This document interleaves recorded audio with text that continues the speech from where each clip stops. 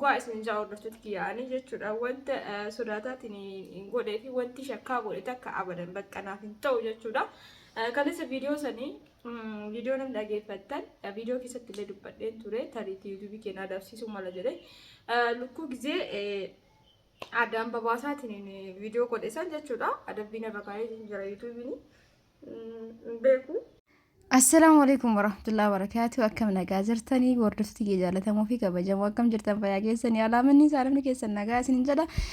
Egaa inni maal fakkaata dadhabbiin akkamii idarra haftamanii akkam isin jedha hordoftoota keenya bira bareeda alhamdulillah. Dhugaa dubbachuuf hedduu takka aareen jira.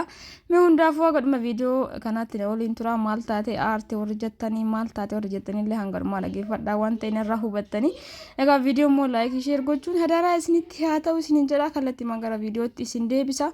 Hundi keessanuu laayikii gochuun dagatina hangalumaatti na waliin tura. Adabbiin kun salphaa ta'a ulfaata ta'a hin beeku. Maaliif of eeggannoon irratti ergee jira jechuudha. Tanan durallee adsaniif isinirraa callisee namoonni akkaataa lukkuun itti hojjetatu naan jettan shakkeetiin gizee morma irraa muruu hin agarsiisne garuu gizee magana xaxxalu san isinitti agarsiise sanumarraa kaka'e yuutuubiin adabbiin irra kaa'ee jira. Isin jaa hordoftoota kiyyaa chanalli kiyyaa akkana jala baduu hin barbaadu garuu akkam akka godhu hin beeku isinitti agarsiise jechuudha. Yoo barbaaddanii baay'ee takka aare wallahi baay'ee takka aare. Osoma beeku godhuun kiyya osoma beeku isinumatti agarsiisuuf jecha kan hin gadhiise osoma shakku jechuudha. Keessi kiyya isinitti agarsiisaa gubarbaadan fakkeenyaaf viidiyoon magariisni kunniin kasammoo nagadhiisaa ture mallattoo boora ka qabu kana jechuudha. Qaama irratti wanni ta'e kun agartanii kasammoon hojjetaa ture kun magariisa ka qabu kun nasaadha. Garuu kun kaadhaa kana laala. Like 49 comment 19 qaba. View isaallee homaan jedhu namni 200 ilaale daqiiqaa sa'a tokko keessatti.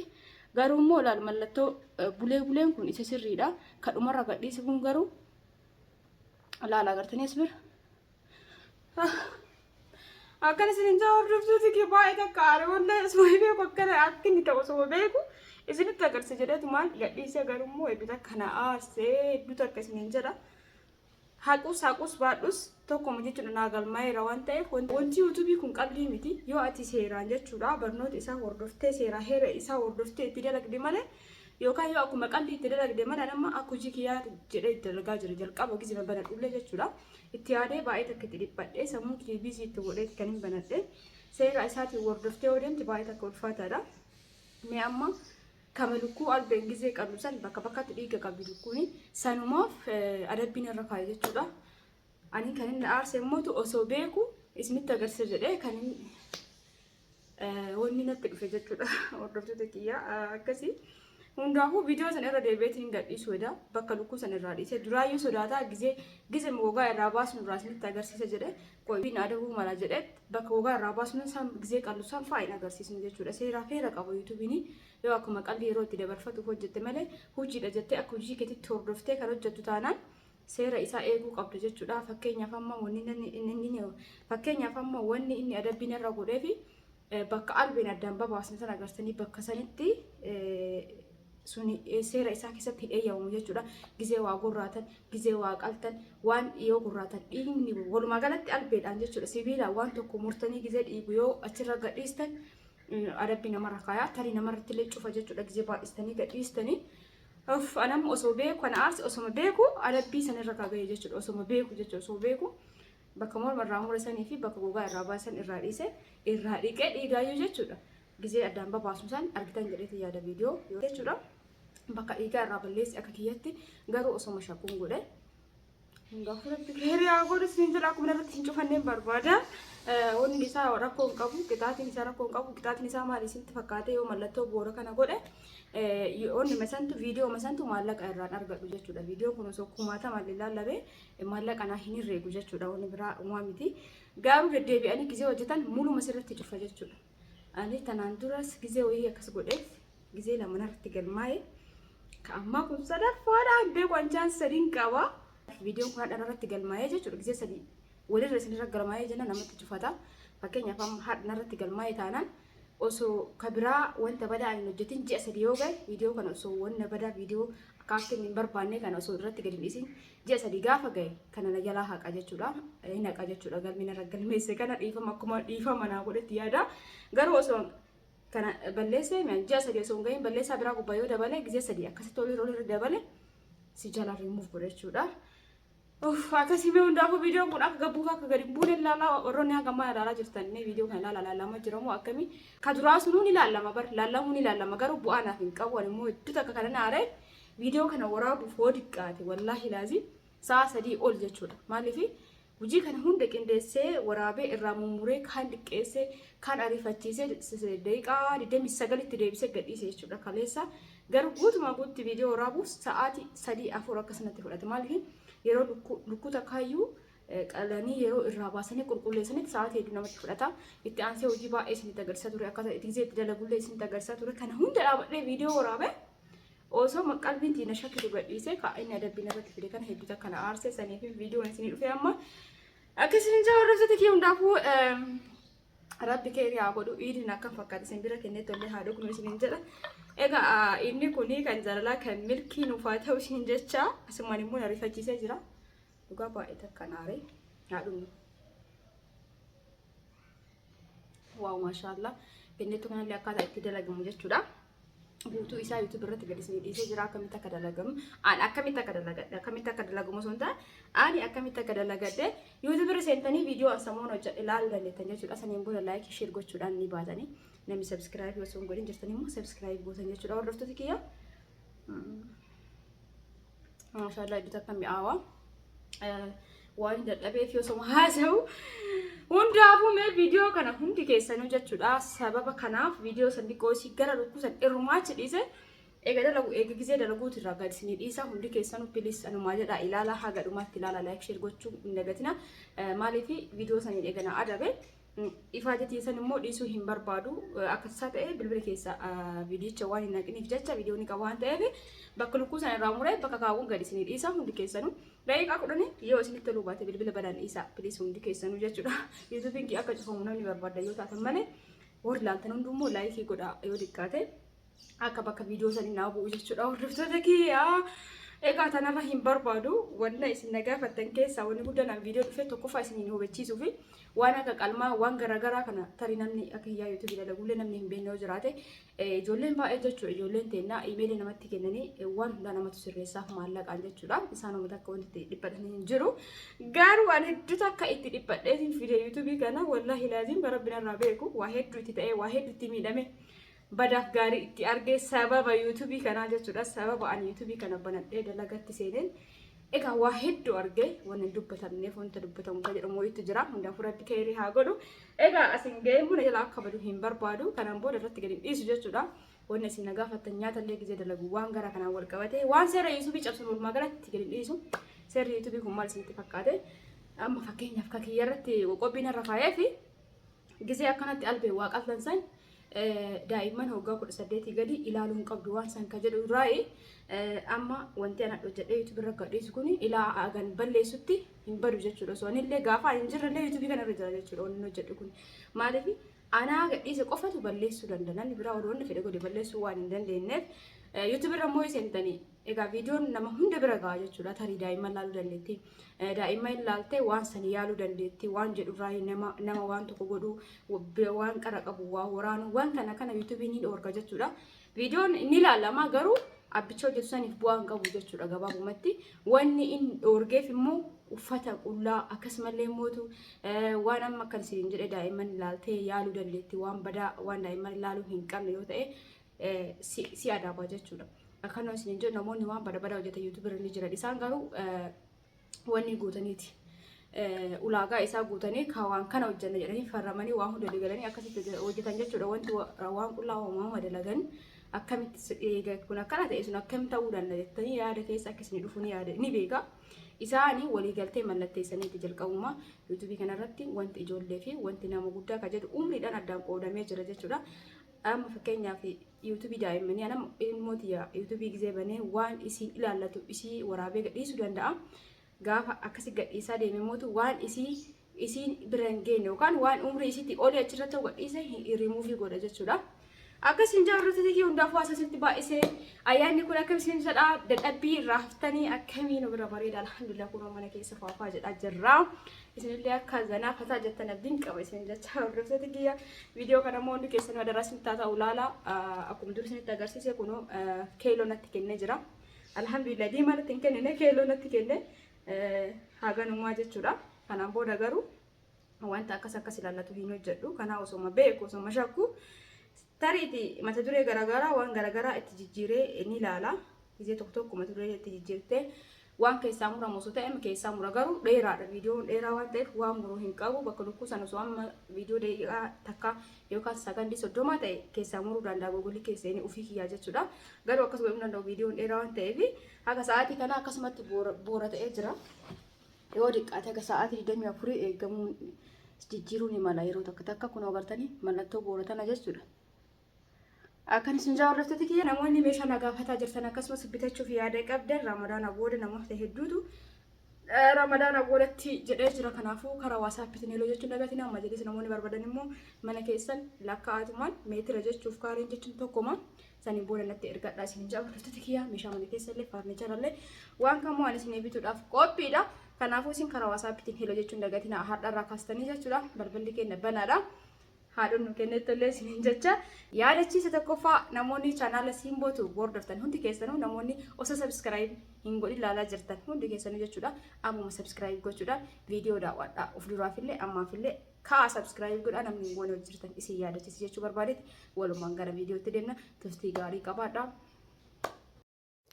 Egaa hordoftoota kiyya isi dhiifama isiniin jecha egaa amma mala ammaan tana irratti wanni hin jedhu kunoo lukkuun sa'aatii meeqaaf eega dhiqamee qulqullaa'een booda soogiddaaf loomiin zafazzafeetiin dhiisee haga galgalaa jechuudha. As biratti immoo shunkurtii keenya sa'aatii kanaa quncifnee kiiloo 9 fo'ii saniin booda daaknee kunoo kana fakkaata. Wallaa hedduu takka aareetumaan inni irra deebi'ee gadhiisutti jira. Maaliif hedduu takka itti faajee viidiyoo tana viidiyoo gizee gadhiisanii viidiyoo gizee laaltan salphaa isin fakkaatu. Wallaa viidiyoo seeraan raawwuun hedduu takka ulfaataadha. Hujii wajjin hujii lammataa jechuudha. Viidiyoolleen addatti hujii of danda'e. Kanaafiin aaree itti dhiisee suni ammaan tana waan qixaatii jala nagalcheefu akkasitti itti faajee mootu dirqama viidiyoo kana gadhiisuu qaba kan jedhu irra deebiidhaan gadi isiniin dhiisaa jira. Akkasitti hubattanii hanga dhumaa akka laaltan isiniin jecha dhiifama garuu. Egaa asitti shunkurtii keenya bilcheeffannee zayitii haga naaga'u takka itti godhutti jira. Akkuma argaa jirtan kana lukkuu lama qoonni lama itti godha zayitii jechuudha.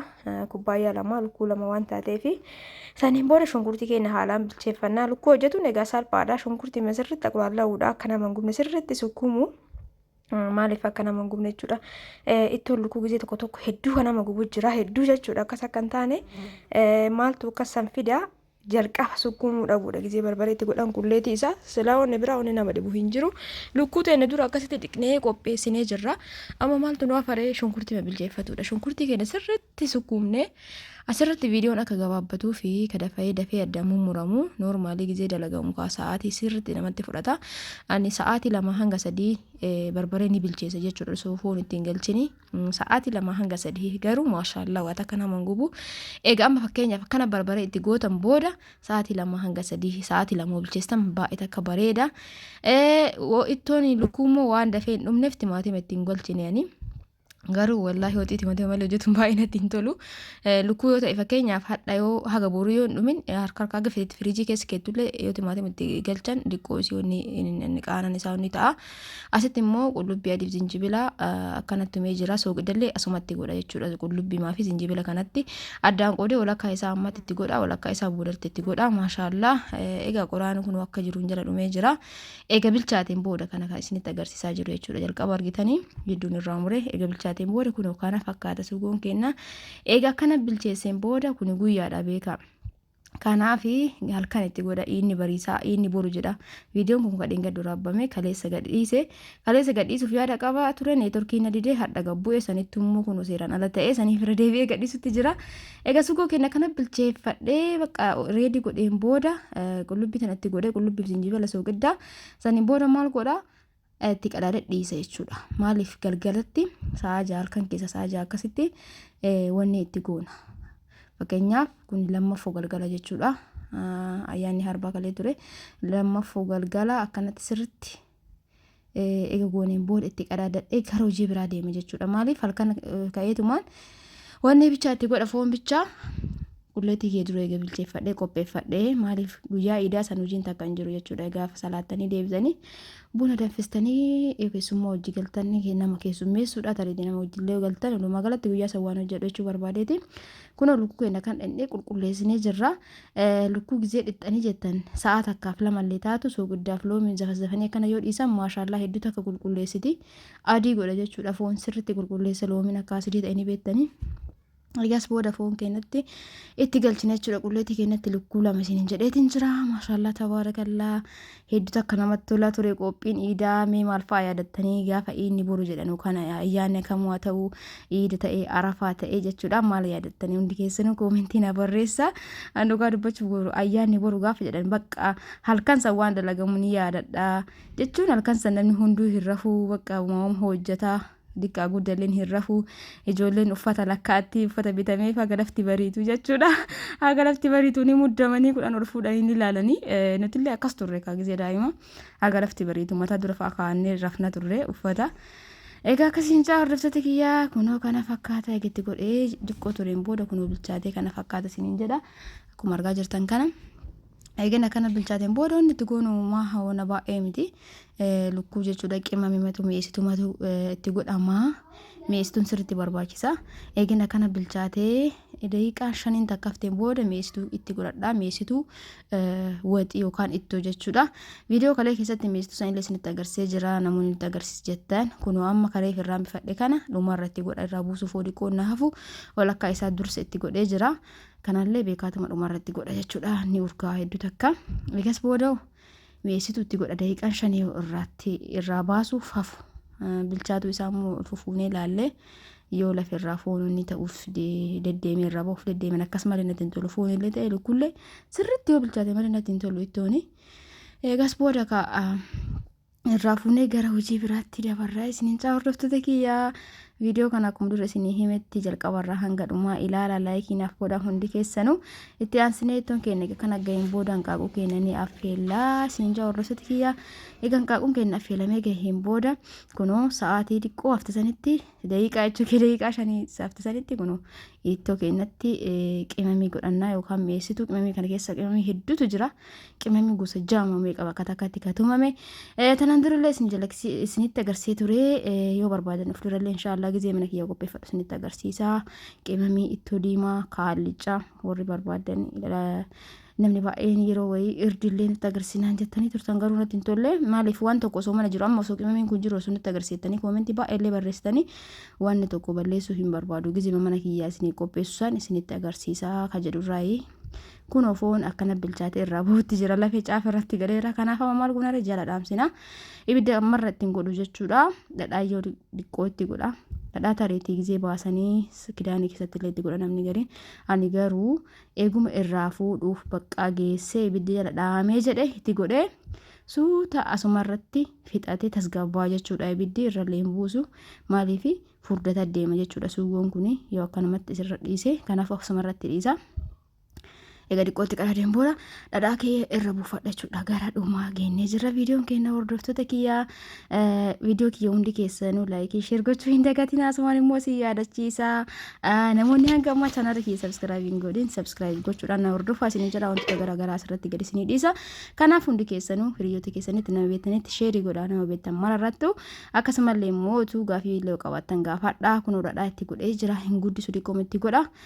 Eegas booda immoo hordoftoota kiyya namoonni meeshaa na gaafataa jirtan uffata ijoollee teessaniif maatii keessaniif meeshaa mana keessaa meeshaa farniicharaa majaliisa warra barbaadan hunda isaatu karaa waasaappiitiin heeloo jedha.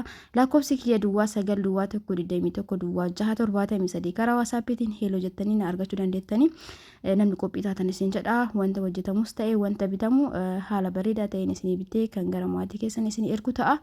Egaa ittoon keenya haala bareedaa tanaan gaheera amma ibidda jala dhaame already jala bobeessuu kanaan booda kunoo bilchaatee jira. Amma diqqoo isii suguun isaa goggoguun qabu jechuudha. Ittoo gizee hojjettan amma haphi fakkaatuu danda'a garuu ibidda irratti dhiisee barbadama isaatiin furdataa deema jechuudha. Ibiddi jala dhaamee muluma jim jedhutti bakka amma waan ittoo ta'e asitti raawwadhee jira. Saniin booda manatti ol deebi'a. mana dhumarraa sirreessaan jechuudha. Gisee inni boru jedhan hojii hundaa geessee ala xaragee gibbii hunda xaragee wanta dhiqamu dhiqee hiqaan itti dalagame kana muluu kanarraa kaasee gara dhumaatti mana sirreessa. Maaliif dhumarra jechuudha mana kan sirreessu halkan sanii gisee maraa bakka gisee kan ayyaana ta'e toora sa'a 8 halkan keessa jechuudha. Borumtaan ayyaanoo ta'e akkasitti rafnaa nuti gisee maraa jechuudha. Egaa hanqaaquu seenallee jidduumaan seennee ilaallaa akka bilchaatti irra kaa'ee ture istoofirraa maashaallah kunoo haala kanaan bilchaataa jira. Hedduu dirqama hanqaaquun egaa ittoo lukkuu hojjennee hanqaaquun keenya asitti bilchaatee akkuma argaa jirtan kana itti aansee daabboof keekillee kan isinitti agarsiisu ta'a. Mana faagoonee iida fakkeessuun shamarran hawwatiin keenya egaa guyyaa iidaa kaawwantuun duu ni qophaa'anii beektanii asitti daabboon eelee keessa jira. Daabboo sanillee ni baasa koobaan hin godhe. Namoonni eelee paatirarra godhuu ifattanii ka daabboo koobaa yoo isinii barbaachise paatirama kanarratti koobaa gootanii haala bareedaa ta'een isiniif bareedee ba'a jechuudha. Isa egaa baaseen booda keekii keessa galchee jira. Keekilee xiqqoo isii godhuun barbaade manatti. Egas booda kaa iida bareedaa dabarsina hordoftoota kiyya warri hanga mana daawwataa jirtan ulfaadhaa galatoomaa isin jaalladha isin kabaja obboleeyyan kiyya garuu immoo sabskraayibii waliin godhin godha laayik illee godha yaadadha isin jala dagattanii hin bahina akkasumas yaada muraada keessan yookaan waan isinitti dhagahame viidiyoo kana jalatti koomentii barreessuu hin dagatina hundi keessanuu laaluu keessan laayikii godhuu keessan koomentii naa barreessaa keessattuu viidiyoo kana hundi keessanuu ilaala viidiyoo kaleessa kan yuutuubiin adabeessan bakka kanaa bu'u jechuudha. Akkan isin jenna paasaa keenya keessa galchinee gaafii viidiyoo san jalatti naa barreessan kuukisii eelee biddeena irratti godhuun hin danda'amu nama jedhee faanaa barreessatu jira. Eeleen biddeena gubbaaf jalaa waan hin bilcheessineef kuukisii eelee biddeena irratti godhuun hin danda'amu. Kun ka daabboo kun jalaaf gubbaallee waan itti ta'uuf ni bareechisa. Hojii hunda geesse kun gara manaa deebinee manallee akkanatti farrashee babbareechisee jira. Amma hojiin kiyya xumuramee jira. Ufii kiyya shaaworii seenee xiqqoo isiin rafa sa'a 8 fuula akka sa'aatiin kuni uummanni qaata rafe. Ani sa'aatii takka lamaan tana rafeetiniin egas booda ka'ee dhiqadhee gara iidaa deemne jechuudha.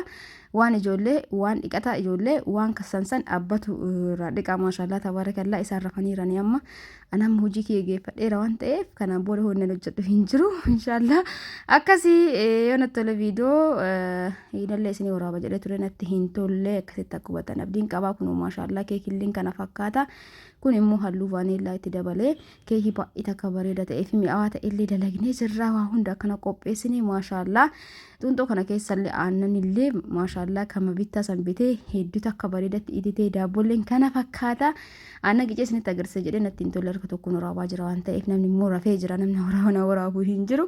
Egaa hordoftoota kana fakkaata ture qophiin iidaa laayikii gochuu hin dagatina guyyaan kun guyyaa gaarii isin yaa ta'u warri hanga mana daawwattan ulfaadhaa galatoomaa isin jaalladha isin kabaja hundi keessanuu bakkuma jirtanitti rabbiin isin haa jaalatu rabbii yaada muraada keessan isin haa guutu isin jecha viidiyoon kiyya kanan gamma kana fakkaata hordoftoota kiyya viidiyoo biraatiin inshaallah yeroo rabbi jedhetti walitti deebina hanga sittuu hundi keessanuu bakkuma jirtanitti fayyaa naa qabaadhaa hundi keessanuu jechuudha galatooma ulfaadha warri channel kiyya share godhaa jirtan warri meeshaa na bira order godhataa jirtan hundi keessanuu galatooma ulfaadha yeroo gaarii dabarsa bye bye.